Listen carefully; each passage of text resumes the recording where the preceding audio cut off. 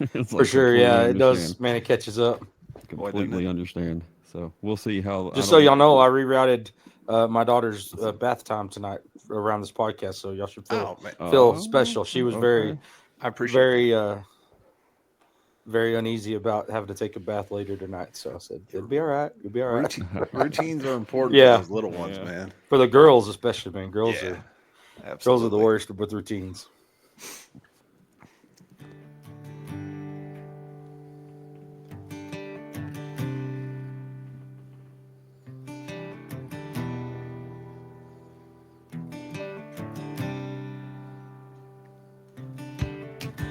It was Texas, it was Tennessee. Welcome in, folks. You have arrived at the Texas to Tennessee podcast. My name is Steve. Up in top corner, top left corner is Soul Gravy. This is his show. We are excited. Tonight, we have Chad Miller and the Good Fortune with us. Glad to have you, Chad. Yeah, thanks for having me, man. And just a reminder, folks, welcome to March. And I think Sunday we move the clocks forward an hour. Yeah, Excited about that. Chad, The little appreciate things in life. it is. Yeah. It is. Appreciate you coming in. Do you mind just taking a few minutes and giving us a little bit of your backstory, maybe for some of the viewers that might not be 100% familiar with you yet? yeah, sure, man. I'm a Texas country Americana artist. I'm based in the Texas Panhandle. I grew up playing music. My dad played when he was younger, and there was always a guitar around the house. So when I was about 10 years old, I told him I wanted to learn, and he taught me the three chords that he knew, and I had to figure out the rest. And just never really put it down. I took a little bit of a break after college to get married and have kids and all that stuff, and then did some other things. And then about 8 years ago, I decided that I wanted to get back into it full time, and been going ever since. And I've got a band called The Good Fortune. We've put out a one album, and then I guess 3 other singles now, and had a little bit of I want to call it success because it hasn't really paid off. It hasn't really hit the bank yet. But we've had some fun with it, man. It's been a lot of fun. So Well, you and some definitely have other- some good things going on. So yeah, be we're excited working, to man. talk about it. It's fun, man. We play a little bit of everything. We're not super traditional country, and we're not like heavy rock, and we're not going to sling whiskey on you or beer on you at the show either. Right. So I don't know really where we fit, but I know we fit in somewhere. So I Very was good. raised on.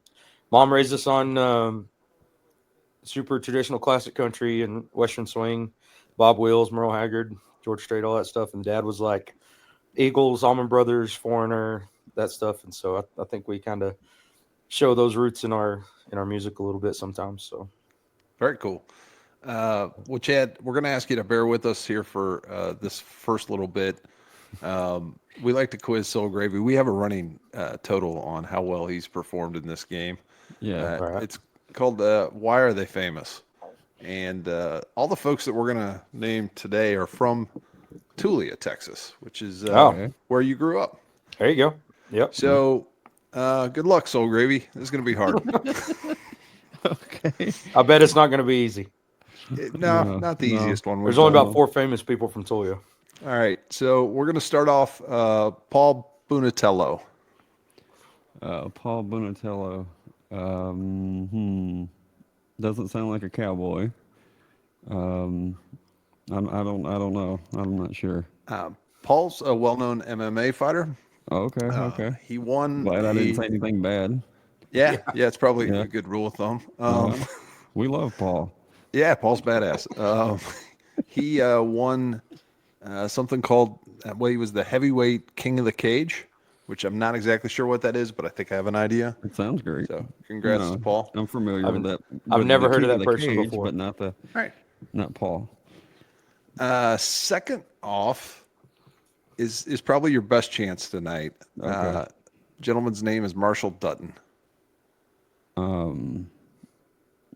Did he start a ranch in Montana? He sounds like he No. might have borrowed that name. I don't know, but he's the lead singer of Hinder. Okay. Yeah. Shout out to Marshall, the great guy. he used to be in a band. He had a band in the 2000s called Faction, and they were fantastic. And the story that I heard was that they were on Warped Tour with Hinder and a bunch of other bands, and that was right whenever the old lead singer of Hinder blew his voice out. And so they asked Marshall if he could fill in with them one night, and I guess the rest was history. And so he landed that gig. He's a great guy, and I usually see him around Thanksgiving or Christmas at the grocery store, the one local grocery store we have here. So that's cool. That's why we do this, Yeah. because every once in a Yeah. while somebody will be like, I went to church with that guy, yeah, Mhm. his mom was my second grade teacher. So There we go. Okay. All right, Okay. very cool. Soul Gravy 3 left. Good luck. All right. Gilbert Ford. I don't know, Gilbert. As soon as you said that, I thought a comedian, but I'm sure, I gotta guess something, so we'll say comedian. He was a 1956 gold Okay, not- medalist for the not a USA comedian. basketball team. Okay. He also later became the CEO of Converse. Okay. Which is pretty Shout cool. out There you Chuck. Chuck. Nice. Yep. This one you might get a little tougher. Okay. I'm gonna go ahead and say you're not gonna get it. The Otwell twins. No, I'm not familiar with the Otwell twins. No. They were a well-known singing duo, mostly known for their work on Lawrence Welk, Okay. which I would be the only one who knows what Lawrence Welk is. No, but I know yeah, I know what it is. I know, but that was in That's fair. passing on It's a tough one. PBS. Yeah. they're very nice people and very nice family. Also, they've been really kind to me, especially coming up. We every time they'd be up there, they would never hesitate to give us a little bit of their spotlight. So very nice That's guys. super Very cool. Yeah. And then last, definitely not least, but last is Jerry Vandergrift. Sorry, Vandergriff. No T on the end. I'm not sure. No. Not Jerry's familiar. the all-time winningest coach at Angelo State, San Angelo State, Oh, football okay. coach. So Okay. he also played, but graduated. Became a football coach at some point. So shout out Tulia, Texas. All right. Those are people you should know. Yeah, Along with Chad. Now I need to look up. I didn't know where- any of them. I barely knew a few of them, so don't feel bad. I need to look up where is Tulia, Texas? It's Almost right in the middle of Lubbock and Amarillo Okay. on I-27. So the Lubbock Gotcha. South, Amarillo Yeah. North. It's kind of right in about a little past halfway if you're Yeah. coming from the south. So it's like an hour and 15 to Lubbock and 45 to Amarillo. So Okay. out in the Gotcha. Panhandle. All right. yep. All right, Chad, here's where it gets weird for a little bit, and then it gets very, very easy. So this is what we call the pie question. Okay. Let's get I'm weird. I'm going to give you a pie, and I'm going to ask you, we're going to divide it up into 4 sections. Okay. So the 4 sections of the pie all have to do with the music business. The first section is songwriting or creating the art. The second section is recording. Third section would be performing. And then the fourth section would be everything else that's not one of those 3 things that goes into running your own business. Which of those 4 areas do you think you maybe naturally gravitate to? Where's your initial kind of love for what you do? I think I probably spend the most amount of time in that fourth section. All the other stuff that goes along with it. Here lately, especially last year or two, we've been really I've been really trying to be more purposeful about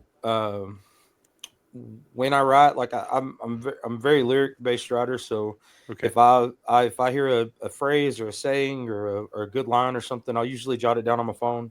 And if I can rattle off 3 or 4 lines together right there, I'll put them down. But most of the time, I like to keep that and then revisit it later. And then sometimes, man, I can knock out a couple in a day or something, and then sometimes it just it sometimes it all comes at once, and sometimes it's a slow process. So, but I've also been more intentional.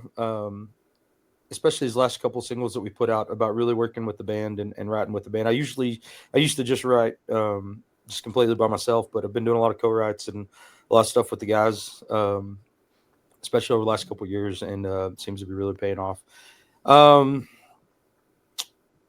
As far as, so what was the other, so writing and the recording is kind of the same way. I mean, it's so expensive that we just kind of put it in there when we can get it. So Right. we need to be a lot better about it, just like every other person you probably talk to. Sure. Nobody says they spend way too much time in the studio. It's like you can't get enough time in the studio. So Right. if I could spend more time on that one, I definitely would. And then performing was the third one. Yeah, performing. I mean, me and the guys are usually out. Man, most weekends, most Thursday, Fridays, and Saturdays, we're on the road.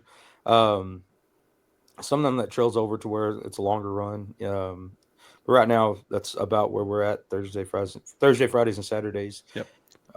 We, and when the guys can't go or they're booked a certain way, me and Thomas Walker, my lead guitarist, will go out and do an acoustic run. Like this last weekend, we played the Saxon Pub in Austin. Nice. And then we played a pop-up at a hat show in Blanco and a brewery down there. And we just did a little acoustic run. And that kind of helps supplement sometimes because the expense that goes along with running a full band is a lot greater. So, Sure. but yeah, I would say I definitely spend probably the majority of the time in that fourth category, which is like all the extra stuff that goes along with it. Because, I mean, this is a small business, man. It's the greatest business in the world. I can't believe that I get to do this for a living, that I get to go around and people pay me to do this is ridiculous to me. But I mean, to do it, and not saying I'm doing it right or anything, because I definitely don't have it all figured out. But man, I think there is a lot that you have to take care of on a daily basis, just like any other small business. I mean, there's marketing and gig flyers and mechanic in the band van and make sure it's got tires and oil and cleaning just wiping off XLR cables is ridiculous. It's just a time consuming thing. And I've got OCD when it comes to that stuff. So I got to have my stuff a certain way. And the guys rake me over the coals for it all the time. But it's just the way it is, man. I think there's a lot more time, at least in my book right now, spent on that fourth category probably than anything. Well, it is interesting because, I mean, I think going into it, all right, I'm going to have to come up with songs. I know I'm going to have to record at some point, or hopefully I'll get to record or whatever. And if things go well, then, the payoff is for some people, is getting to actually play it for other people. But nobody really knows about the business part until you stick your feet all the way into it. Man, if you think about it, just from the initial thought of a song, then you write the song, you arrange the song, you bring the song to your band, you teach the song to your band, you play the song, you put it in, and you rehearse it, you put it in a few nights in a live show. If you're lucky, sometimes you get to record it. Then that starts a whole nother process, because if it's good enough to be a single, then you have to find radio promotion, and then you have to put it out there, and then you have to go on a radio tour. And radio tours are they are not a well source of income. You do those, those are efficient. Yeah, right, for sure. And we've gotten a pretty good process down with it now. But man, you go on radio tour, and then you have to book, and you try to book in the places where you get radio play, and you have some following, and then you have to promote those shows, and then you have to make sure that the van can get to those shows, and you have to make sure the guys schedule all the lines when you book those shows, and then you have to pay everybody, and then you have to file your taxes. It just never ends. And it's all because you had one stupid idea for a song. It's yeah, it's funny how that works out. Yeah. And it's the best. There's not a better thing out there. I think I've done a lot of stuff, and this is by far my favorite thing. So cool, very cool. Well, to be fair, it's out of all the things you've done, it might be our favorite thing that you do too. So. Oh, thank you. Absolutely. I was a paramedic for 8 years, and so I tell people that I probably make them a lot more happy playing guitar than I would poking them with needles. So that's what our little bar band. That's what our my buddy. I shouldn't say our lead guitar player. He's my best friend. He's an EMT also. So yeah. Man, you were talking about writing songs and then starting to include the band. I'm always kind of curious, and when you come up with these things, because when I think of a band, I think of, it doesn't always work out this way, I know, but I think of buddies. You go into a studio, or you hunker down to do a song, and you're doing it with your friends. Do you feel yourself being more attached to those songs when you go play them out after hammering those out with your buddies like that? Does that make Yeah, I sense? mean, 100% because it's this weird. I mean, I think one of the things that is so appealing to having a group of guys and being on a in a band like this is right now it's just us out there. We've got a tour manager that goes on the road with us when he can, um, and we've got some people that help us book and stuff. But basically, it's just us, and then off of that, our wives and our kids and families after that, because they support us a Mhm. lot too. But I mean, we're in the van together. It's just us, and so it's kind of like back in high school when you're on the football team. It's Team. like you and your Yeah. guys. It's you against the world, basically. Yep. And so I do think of it like that. Like it's you know we have to value what we do, or else nobody will. And then we have to have have pride in what we're doing, and if we think it's good, then it's probably good enough to share. And and then we have to go out there and perform, and the high you get from whenever you get off stage and that you just had a really good show, and you just the crowd was into it, and you didn't miss any notes or forget any lyrics, or and everything, your voice happened to be on the right pitch that night, and your guitar was in tune. um Man, it's there's nothing like it. And then to know that you got to share that with some of your best friends. I'm lucky because my brother is our drummer. He's 4 years younger than me. And you know when I got that first guitar when I was 10, that same Christmas that I got my guitar, he got his first drum set when he was 6, and we've been playing together ever since. And so to be able to do this day in day out with him is well, not a lot of people get to do that with their brothers, so it's a special thing. And then me and Thomas, our lead guitarist, man, me and him have been good buddies for a long time. And he was in another band, and we needed our lead guitar player had to step away for some family stuff. And I just asked him, I was like, hey man, come on the road with us this weekend and see how it fits. And he did. And he's been with me for 4 years now, maybe a little bit longer. And man, we are like oil and water. We disagree on most stuff, but he's one of my best friends in the world. I love the guy to death. So I mean, Oh, we viewed the world differently on so many topics, and I wouldn't trade him for anything. He's one of my favorite people. completely understand. Completely understand. What Yeah. do you feel like the guys have a little bit more? I don't know, a little more a little more pep in their step when it's a song that they had a part of instead of just learning one that you wrote.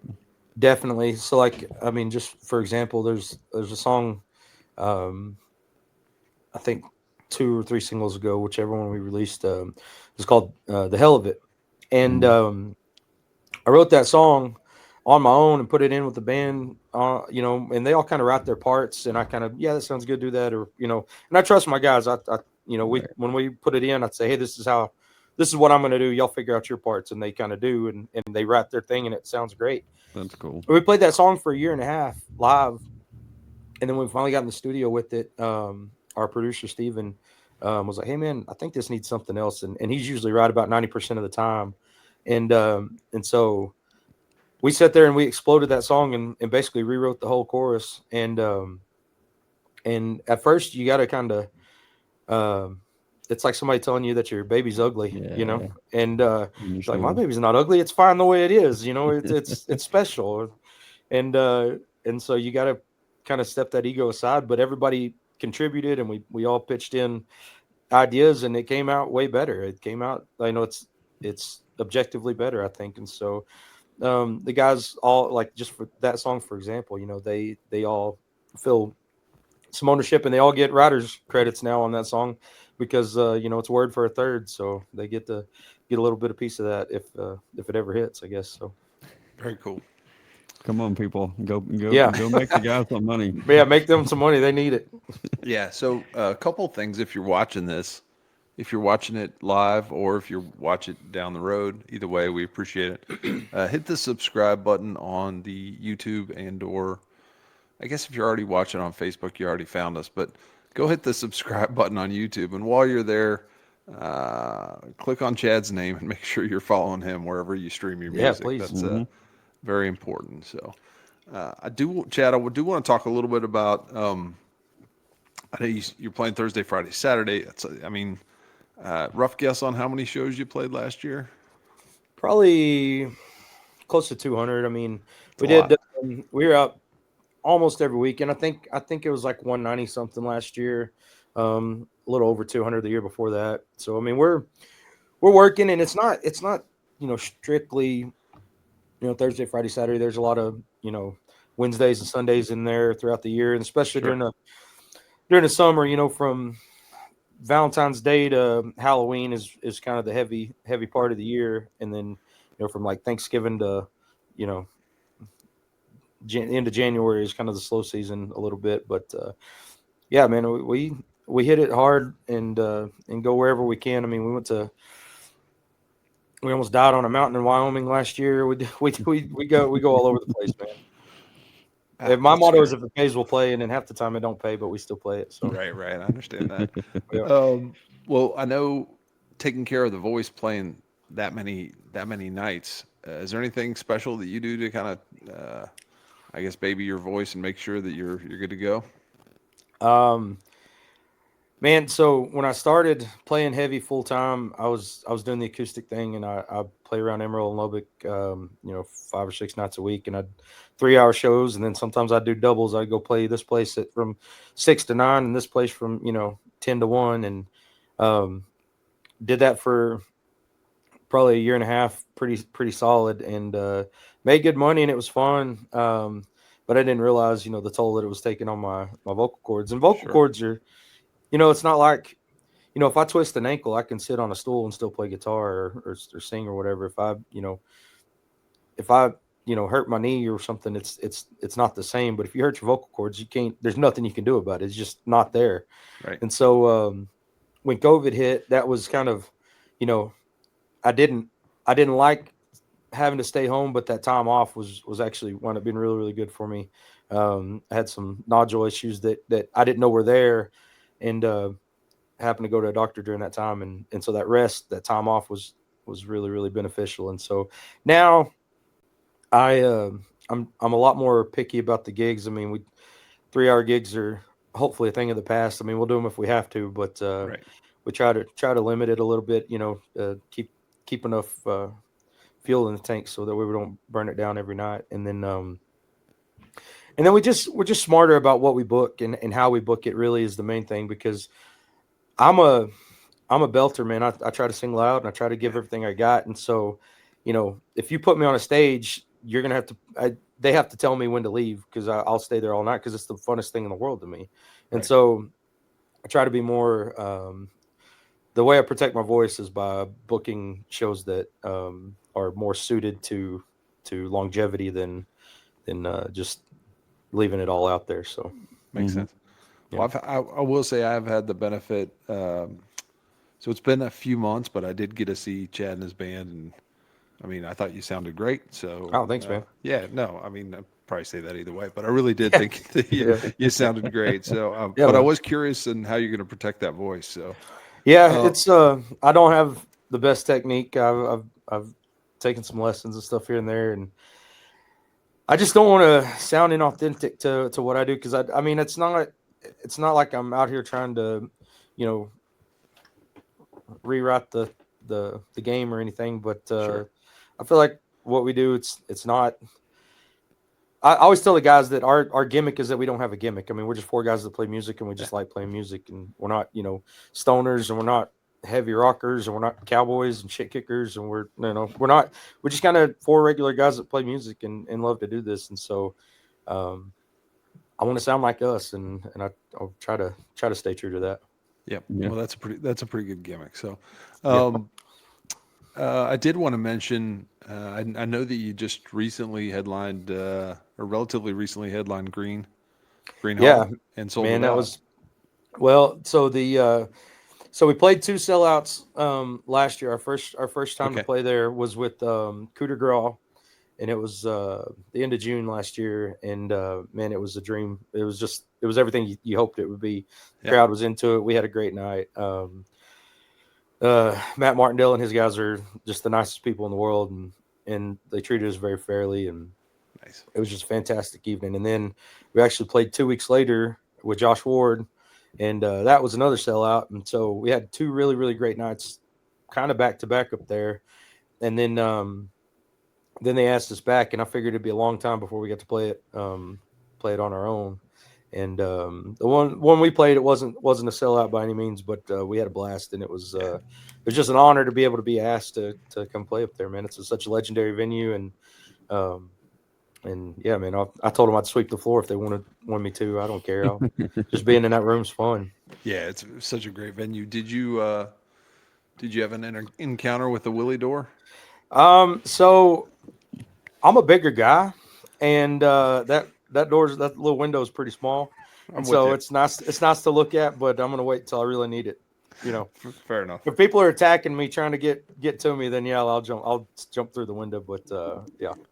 So I don't know if I've told you, but there's a specific door. This kind of has a lore behind it. It involved Willie Nelson. So I'll fill in the blanks later. But So it's a It Willie basically Small they door. it is a Willie basically Small it door. was like a window. Willie Small. That's a good one. Good one. Yeah. I came up with it myself. Yep. There you go. Well done. Well, I think we, believe it or not, have reached halftime, and I know we are going to play your most recent release, which is called "Lean on Each Other." Would you take a second and tell us a little bit about that song before we play it for the people? Yeah. I was on an acoustic run, and I was by myself, and I was playing. I wrote this song in the middle of a strawberry field in Poteet, Texas, so down south of San Antonio. I got down there, and I'd already had the back two seats of the van were taken out because we had a bunch of gear in there at one point, and I couldn't find a hotel that night anywhere, and so I was playing the Strawberry Festival down there, and the people that own the farm where the strawberries were, I'd run into town, and I was looking for a hotel and couldn't find one. So I was like, well, crap, I'll just bunk it in the band van. I hadn't done that in years, since college, and go, how bad can it be?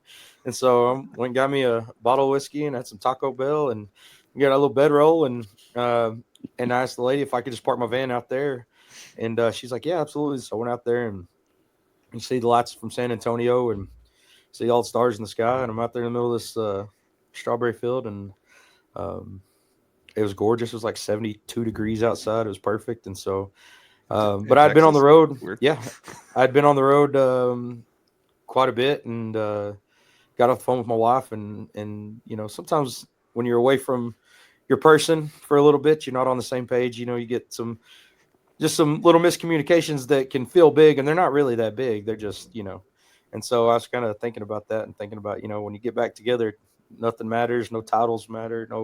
Nothing else matters. You just get back to, leaning on each other, and to kind of play on words about leaning on each other, Yep. in the dark. So, yeah. Very cool. All right. Well, we will go, Chad, if you and I could go silent, hit that little microphone sure. button, we'll get a good cut of it here. All right, here we go.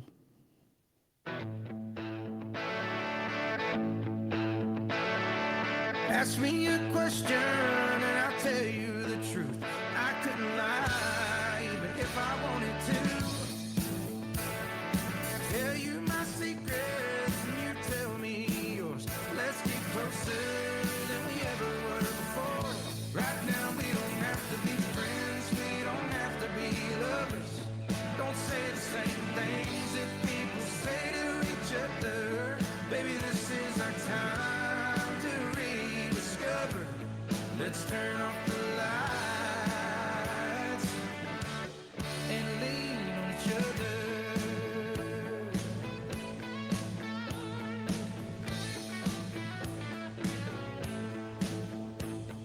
It's easy to forget what we both need when we're not moving at the same speed. Baby, I'm here for worse or for better. We could just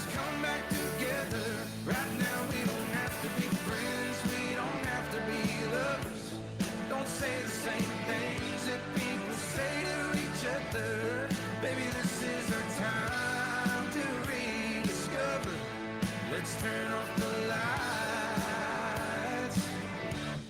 and lean on each other. But every night I pray that the stress of the day would just fade away. But the only time it does is when it's just the two of us. Right now we don't have to be friends, we don't have to be lovers. Don't say the same things that people say to each other. Baby, this is our time to rediscover. Let's turn off the lights.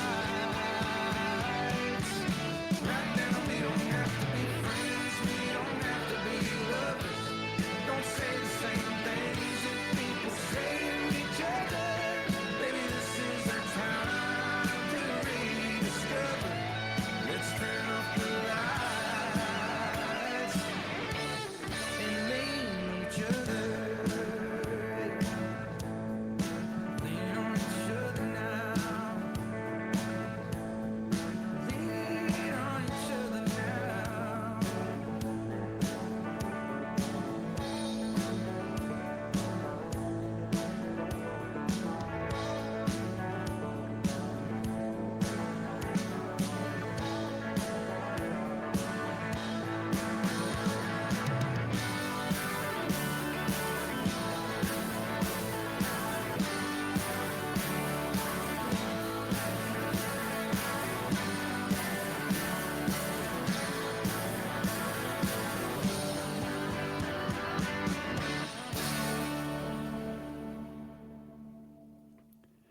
Yeah, man. There we go.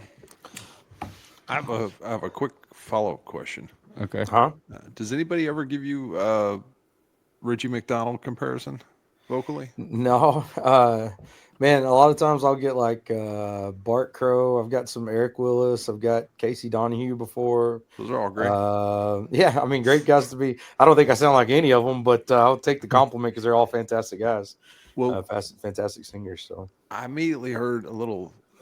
Took me back Like to Lone my Star. youth. I heard a Yeah. little Lone Star there, and I was like, oh, Yeah. maybe, because I didn't That's hear that fun. necessarily live, but on the recording, it did. yeah, So, that's fun. I'll take it, man. He's We've been fantastic. doing this podcast too long, Talbot, because I was thinking, like, as I'm always curious of who the comps are that the artists get, and I'm sitting there listening to it, and usually when I listen to somebody, like, that's one of the first things that pops in my mind is, oh, this sounds like such and such. Yeah, it helps. Nobody immediately came to mind. It took me a while, I had to think about it. It didn't, come naturally. So I was like, Stoney was the one that kind of Oh, okay. popped Yeah. in my head towards the end of that song. But I'm sure that I could don't be know I if appreciate it. annoying because you're Yeah. like, no, man, it's me. that's me. But Well, no, like, I mean, from a fan perspective, we're Man, but trying to classify in our head where this And person that's- is.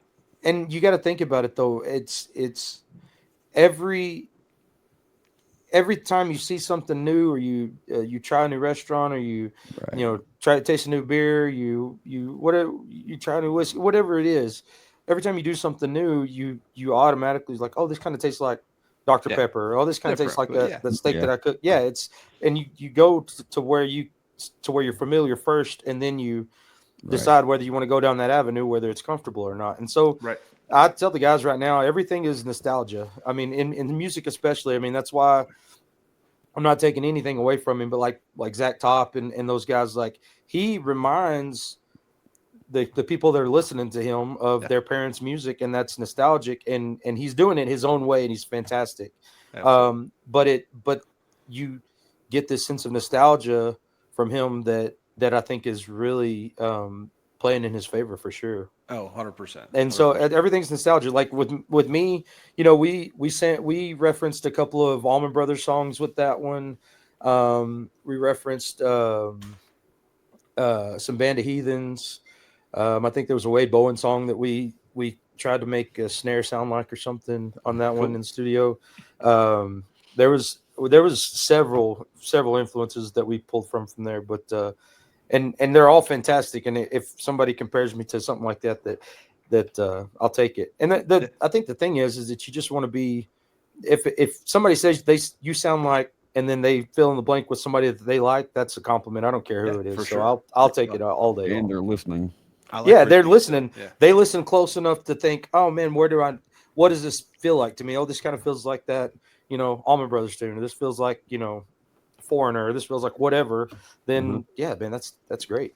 That's a good explanation. So did one thing that I'm curious about coming from the bar band cover band world, when you do covers, I know you get asked for all the typical things, Oh, but yeah. what are some covers that you like to play? Man, so that's another thing too, is we get, when you're trying to be an original band, there's a certain, you have to concede a certain amount. For a lot of places, you have to play at least a few covers in your set, because it's just for that same point, is if somebody's never heard you before and then you play an hour and a half of music that they've never heard, they're not going to have anything to relate to. They can't You got to put bring them you, back in. they don't know where to put you. They don't know how to categorize you in their head.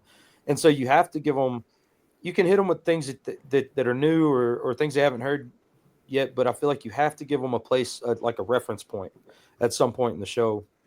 And so right now, one of my favorite songs to cover is Bluest Eyes in Texas, Rest His Heart song. We'll do a Vince Gill song every once in a while, Liza Jane, or Whenever You Come Around. We'll do like Way Too Long by Adam Hood. That's one of my favorites. It's a great vocal song. It's fantastic writing. Adam's one of my favorites in the world. And it's like doing this. There's some phone numbers that I didn't know that I should have or not. And Adam, he became a friend quickly, and God, he's just the nicest guy in the world. And then to know that he's had a hand in writing probably like half of my top 10 favorite songs. That it's just silly that these people like me somehow. I don't know.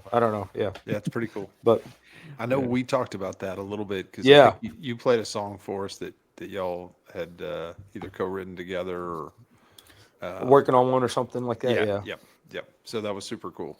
It usually takes about 14 minutes before Adam comes up in our podcast, but it took a little bit later today, but we got there. He's the best, man. Like, he's just the nicest guy. He's the best songwriter around. Yeah. We all want to get him. Class act for sure. That is one thing about that. As a fan, we know how good we think they are. Yeah. Then the more you talk to people, like, everybody has good things. You know what I mean? And I've never heard anybody say anything bad about him. Exactly. That's the crazy part about that. Yeah. And he's out there so much that it's like, come on, there's got to be somebody. He has to piss somebody off somehow. But he had to piss somebody off. I mean, one night we did. Come on, Brent, give us a story. Yeah. One night we played a thing at the Hotel Turkey. Me and Adam did, and it was just, he was acoustic and I was acoustic, and we just, we'd known each other I'd known him for a little bit beforehand. I'd done like Hanks and McKinney with him and a couple other things, and we lined up that thing in Turkey. And the Hotel Turkey it's a fun spot, man. I don't know if y'all have ever been, but it'd be you need to do a live podcast from there sometime. It'd be fun for sure. But man, the next morning we woke up and I went down for breakfast, and he was down there, and we sat there and talked for, I don't know how long it was. It felt like forever. And man, it gave me way more advice than I could have ever asked him for, and it was, I tried to soak up every word. He's just the nicest guy, man. He mentions that a lot, as far as if I can say, if 5 minutes in my conversation can save you 5 years of heartache, then I'm gonna absolutely talk about it. And that's, man, another guy like that is, we've been on and off the road with Josh Ward a lot this last year, and man, he's another one that I can't say enough about. Man, he's the most top-notch, hardest working guy in the business, I think. I mean, I don't know anybody that does a better job at what they do than he does. He just put out a new album right now that's, I mean, it's ridiculous. It is true blue, just the honky-tonkest album that probably anybody's put out lately. Man, I'll sing his praises all day long. He's one, he was like, you need to sell your tour bus. And I was like, yeah, I probably do. And he's like, dude, you sell your tour bus. And I sold that sucker, and it saved me I don't know how many thousands and thousands of dollars, and it was just great. It's a great little piece of advice like that just saved me Yeah. a ton of money at a certain point, and because I'd watched him work on his. He had a couple weekends of run of bad luck, and you dropped way more money than he wanted to, and he was frustrated with it. And I asked him, so we sat down and had a conversation one night, and he gave me some numbers, and he's like, dude, if you don't need it, don't get it right now. And so we dropped back down to band van and trailer, and it's paying off. So Yeah, that's good. It sounds like a tour bus is the same thing as buying a boat. that's a boat. It's the same thing, dude. It's a boat with more More wheels. problems. The first Yeah. day you get it and the last day you get it is the Greatest the day. last Both day the you have it is happiest, the yeah. best days. Yeah. Yeah. Yeah, no, them things are fun, man, and at a certain point in the business, I think they become a necessity because when you get so many guys on the road, it's just not feasible to get 10 hotel rooms or whatever. Yeah. And Josh has a big crew, Yes. and so whenever I'd found a cheap bus in West Virginia, and they met us in Nashville with it. And we flew down there and picked it up, and it was man, it was cool. It looked like an old fire truck. It was red and chrome, and it had been completely rebuilt and redone. And I got it for a steal, and man, we ran it for a couple years and had a good time on it. But and I miss it, but I don't miss paying for $700 worth of diesel at a time. So Yeah. I don't know if I could be a ton of help, but I have access to a van if you ever need one. there you go, So man. if you get the pickle, I've got you. just holler. I've got your number, man. I've got your Yeah, number. please- You please never do. know, man. It all, Yeah, every weekend could be this van's last weekend. You never Yeah. know. it's just a random situation where Yeah. that happens. So I do want to ask you about kind of how you plan out your music. There's always the next song, the next single, the next album, whatever. What's coming down the road for you, and how do you go about kind of figuring out how you want to plan that? Well, I don't know what I'm doing, and so I just kind of wing it. Um, I don't know, man. We kind of look at. I've gotten some sage advice over the years. You don't want to release a slow song that's going to hit right at the peak of summer. You don't want to Right. release a super happy honky tonkin song at Christmas. Those type of things. But man, I just kind of look at what we have, and I mean, we've got 2 albums worth of music at least that's ready to be recorded that we just haven't got recorded yet. Nice. And so like the next one that we've got coming out, it'll be a song called West Texas Sun, and it's we've got some cool stuff coming out with it. So I'm hoping that'll be March, April, May, something like that. Okay. So we're not too far off, but it's a whole thing, man. You gotta, like if I release that song, it's called West Texas Sun, and so it's probably not going to be one that we radio tour heavy in Colorado or Kansas. It's going to be Sure. something that we hit radio heavy in Texas. It's just there's a couple of planning things that go along with it, but my digital distributor at Smith Music, he told me that the best thing to do is just release it all as fast as you can. Just get it out as fast as you Right. can, and just stay relevant, because that's I think A I lot think of the thing, competition. yeah, I think it's you're competing for people's attention, and the person who's going to buy an album and sit and listen to that album thoroughly, and it's just not the way most people digest music these days, I think. And Right. so I think the ideal situation is if you could put out one every 30, 45, 60 days, and that's what we're working towards. So Nice. and package it all up at the end. So Anything coming down the road in terms of shows that you want to chat about, or yeah, man, we've got I've got one with Josh Grider coming up at the Quail Run Farm. It's a really cool little acoustic laid back thing in Sherman, Texas. They've been really, really sweet to me. We played with them a couple months ago there. This will be my 3rd time there. We played with Josh Ward first, and then we did one with Drew Kennedy and Josh Grider there, and then we've got this one coming up. We've got let's see. Let me see when that one is. so That Gravy, one's are you May familiar with 17th. May 17th? Okay, cool. Yeah. Soul Gravy, are you familiar with the Topo Chico Cowboys? Yeah. Okay, Yeah. that's Yes. one half of it was what he was Yeah, talking about. they're He Okay. man, they're translates hilarious. They're Tennessee stuff for me. So they're so they're such nice guys, yeah, and they're both 8 feet tall, and they both big write. dudes. They're both full. It's like the only reason they're that tall is because they have so many good songs. Like they're just filled with good songs, and man, they're just incredible writers, incredible people, and been really nice to be able to get to know them a little bit over the years. So, man, I think the coolest show we've got on the books is coming up. We're playing at the Coyote Store in Gale, Texas, on May 10th, and we're opening up for the Kentucky Headhunters and Confederate Railroad. Wow, And so how'd that you one get will on be, that? How'd you man, get on she, that gig? friend of a friend, they know the lady, and she called, or that she showed us, or they showed her our music, and she called and put us on it, man. And that's going to be a fun one, I think. I mean, I grew up to, Right. Trashy Side, and Yeah, those, those songs that that'll be a you kind of felt like a little kid probably shouldn't be singing along to, but I did, right. man, because they're That's so all right. catchy. And um, Exactly. yeah, but that's gonna be a lot of fun. So that one's probably the most fun one that I'm looking forward to. And we got a couple shows with Josh on the books coming up, and a Nice. couple of good headlining spots here and there. So Um, I'm. We haven't. I don't think we've ever really talked about this, but you mentioned that. I forget which venue you mentioned, but can you talk about how when a venue or a situation where they treat you right and treat you good and are known for treating artists, a certain way, how far that goes with artists like you guys that are out on the road like that? oh yeah, absolutely. I mean, we're just like anybody else. I mean, if we come in and we're having a good night, then it'll translate to having a good night on stage, and then having a good night for the crowd, and the venue is going to make more money because people are going to stick around and drink and buy alcohol and or buy food or whatever it is. And so like there's a couple of venues that come to mind. Green Hall is one of them. Alexis, the new gym there, she's phenomenal. Very catering.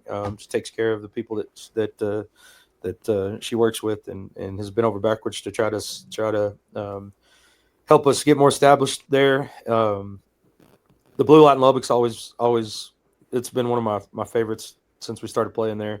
It's college and Levelland and Lubbock, and it's kind of has its own history and mystique about it. And man, they're just the best.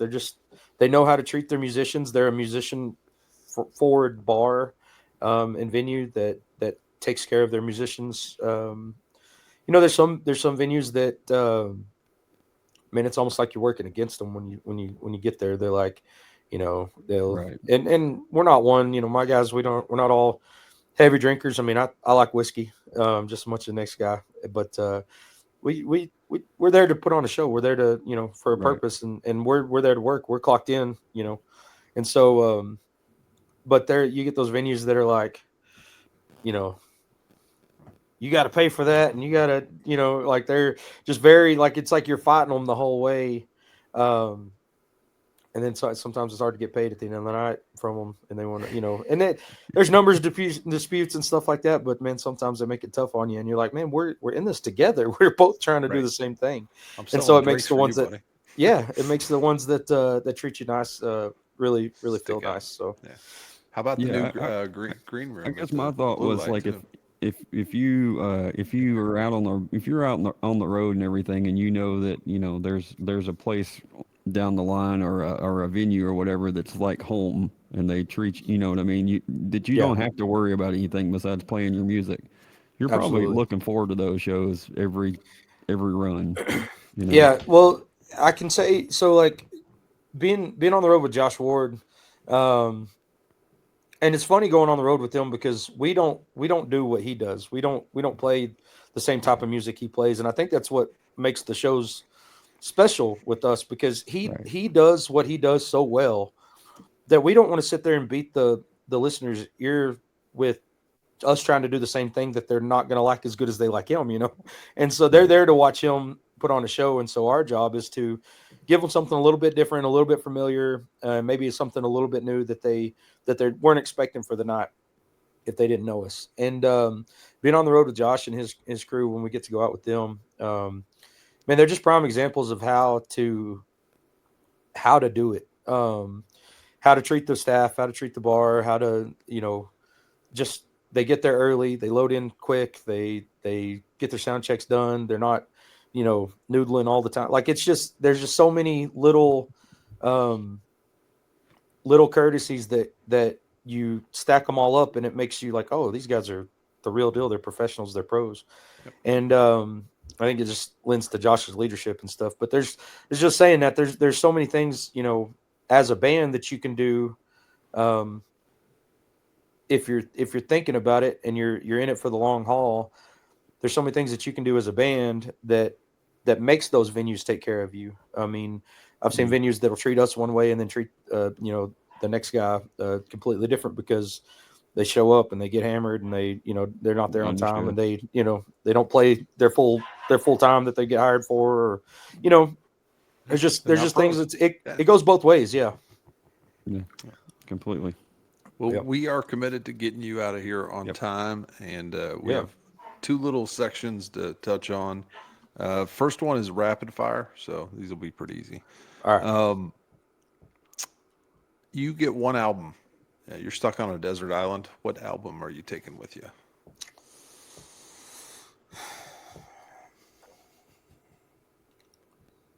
Either Hotel California or Redheaded Stranger. Solid. Okay. Yeah. Two great choices. Yeah. That'd be a tough one for me. I'm not sure. That's one for each parent, right? Right. You're saying mom one was for each parent. Country, dad was dad. Yeah. I guess that's. I didn't even think about that. That's probably right. Yeah. Yeah. Well done. I paid attention. Yeah. There you go. Dinner with one historical figure. Lots of people to choose from. Man, that's a tough one. I think it'd be really, really cool to have just a nice sit down conversation dinner with Merle Haggard. I think that would be I think the stories he could tell, and he was just such a professional, and he could do anything, he could play anything, and the wisdom he could impart would be pretty invaluable. So, would you prefer younger or older Merle Haggard? Man, give me any. I'll take it any age, but I think kind of in his heyday would be fun. I think we'd probably wind up drunk somewhere. Yeah, I think at least that. So, yeah. Right. At least that. We touched on this almost. Ideal green room. Yeah. So you brought up the blue lights in the green room. It's great. It's way better than not having one at all. Right. Yeah. Yeah. There's a couple of good ones out there.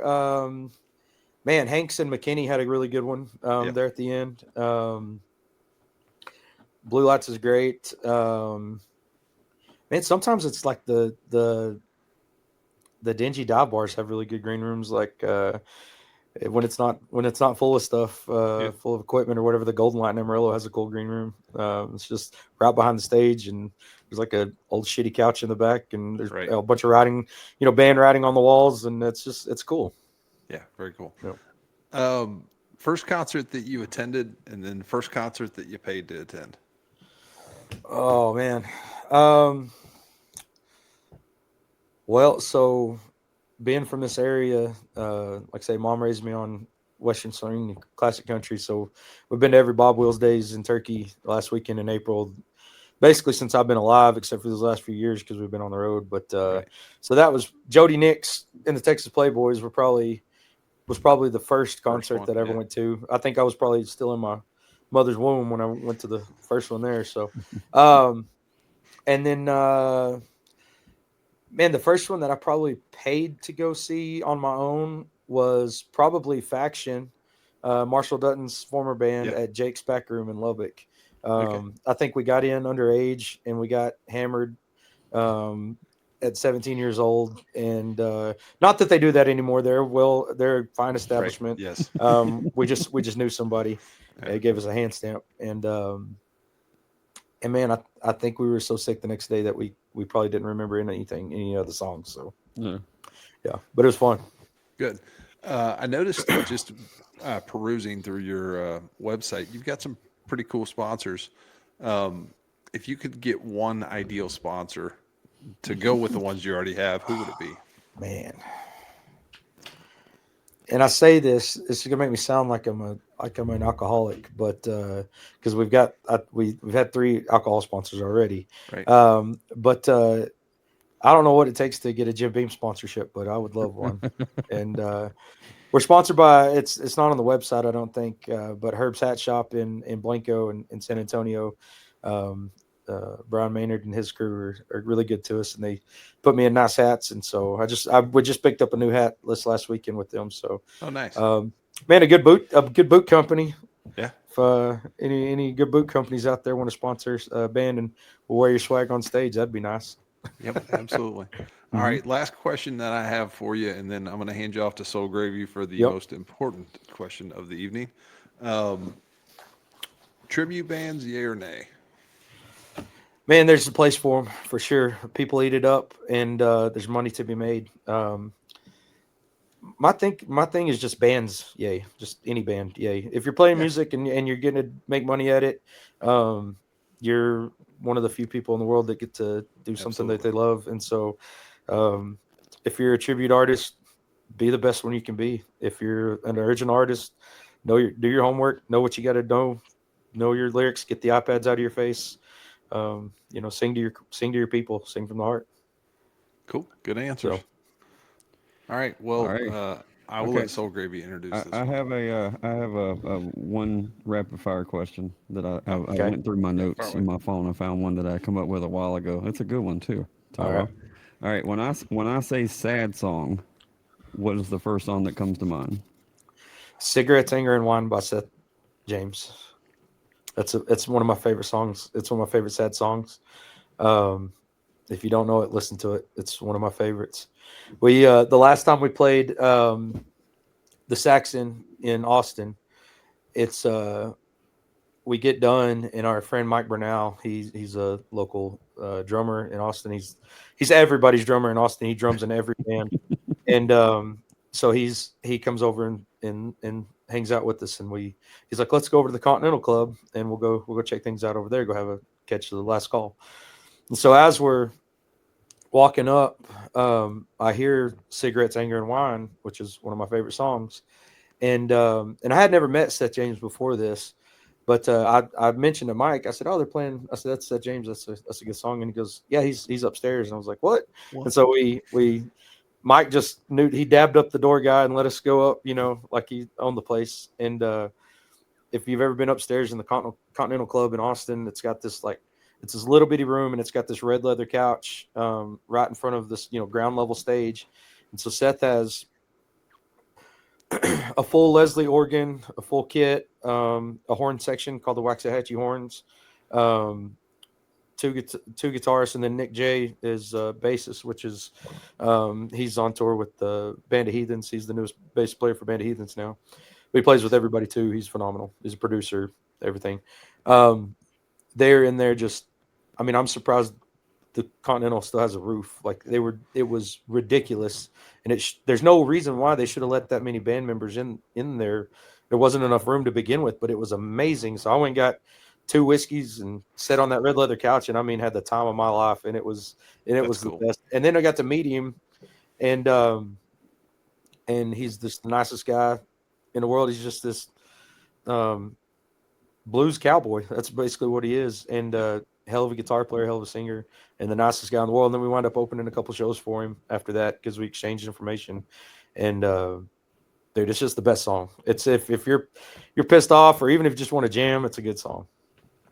Very cool. It's added to the. I knew that was a good question. Coming up, so. Yeah. All right. So that was a good question, but it wasn't as good as this next one though. So all right, here we go. All right, Chad. What is your favorite Little Debbie snack? Oh man, got to go with the Swiss cake rolls. Ooh, Swiss cake. I haven't had that in a while. Yeah, they're nice. You gotta steer away from the Nutty Buddy, or the oatmeal cream pies. They're played out. Honey buns are a classic, but they're not as good. See, you came to the right demographic. I am the guy to answer this question. Well, there's also the opposite of the Mason Dixon. You can only get so far west, and then It starts to it fade drops out. off and becomes Hostess. Yeah. Oh no, we don't. So we're like in the It's like the Twizzlers and Red Vine family. We're Yeah. a Little Debbie's family for sure. yeah. All right, cool. All right, you hear that, little Debbie? That is Now I'm our hungry. ideal sponsor. Look, I've by the been way. doing the carnivore thing, and then now I'm hungry for Little Debbie. See what y'all Sorry, I'm do. man. sorry. Yeah, we're sorry. You made me break my diet. We knocked Chad off the Knocked me wagon. off. Yep. All right, man. We appreciate the time, Chad. If y'all don't follow Chad on all of his socials, make sure you go do so. And if you wherever you're listening to your music, give him a follow. When he asks you to pre-save something, hit those pre-saves. It doesn't cost anything, but Appreciate it it. helps everybody. We all fight that stupid algorithm. So, Man. and it just helps. everybody. TheGoodFortuneMusic.com is the website. We try to keep it updated with all of our tour dates and stuff. I think our merch store is live on there. Go buy some merch. That helps out more than anything, honestly. The Good Fortune Music, Chad Miller and the Good Fortune. Look us up. You always hear shop local at your small towns. Well, this is the same equivalent of local as you shopping can get. local. This is the same damn thing. So go shop local. And that's the thing too. You think about it. I don't know how many streams makes $1 now. It's probably way less because Spotify's a bunch of crooks. But it's if you buy one T-shirt, it covers so much music that you don't have to listen to and still support us. You know, Right. So, Absolutely. listen All right, to the man. music We while appreciate buying you. a shirt. yeah, there you go. We appreciate you hanging with us tonight, and y'all take care. Yep, Thanks for appreciate being it. Thank you guys for having me. Hey, I just from one musician to the rest of you guys out there, we appreciate what you guys do. Thanks for giving us a platform. Absolutely.